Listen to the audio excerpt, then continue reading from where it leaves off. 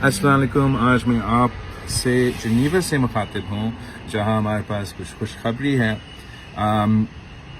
यहाँ हम United nation secretary general के साथ एक कॉन्फ्रेंस को होस्ट कर रहे थे रेजिलिएंट पाकिस्तान के नाम से, ताकि हम अपने सैलाब मुतासरीन की मदद कर सकते हैं। पाकिस्तान का रिकन्स्ट्रक्शन रिहेबिलिटेशन का काम शुरू हो सके, उनका घर को हम फिर से तामीर करें, जहाँ इंफ्रास्ट्रक्चर को नुकसान हुआ उसको हम बहाल कर सके, ज़राअत को मदद पहुँचाने के लिए, गुर्बत मिटाने के लिए हम अपने मेहनत शुरू करें।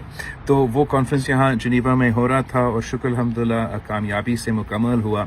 हमने तकरीबन $9 अरब से ज़्यादा प्लेजेस इकट्ठे किए, जो कि सारे एक्सपेक्टेशन से ज़्यादा थे, हमारा अपना टारगेट से भी ज़्यादा था।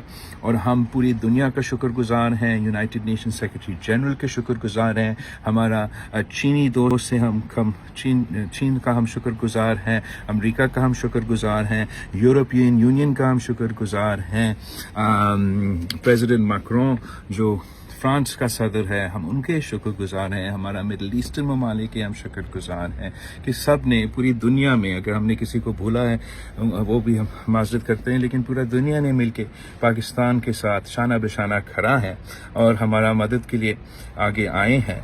कुछ इंटरनेशनल इंस्टीट्यूशंस जैसे world bank, international Islamic development bank, AIIB Asian development bank ने भी और काफ़ी बड़े लोन्स की दावे किए हैं। तो शुक्र अल्हम्दुलिल्लाह हम अपना जिस टारगेट पे हम पूरे उतरे हैं और इंशाअल्लाह ताला जल्द अज जल्द पाकिस्तान में रिकन्स्ट्रक्शन और रिहेबिलिटेशन का काम में तेज़ी से वो शुरू हो जाएगा और हम अपना सैलाब मुतासरीन को मदद करने में कामयाब होंगे। विजिट कयो अवामी आवाज़ मीडिया ग्रुप की वेबसाइट awamiawaz.pk।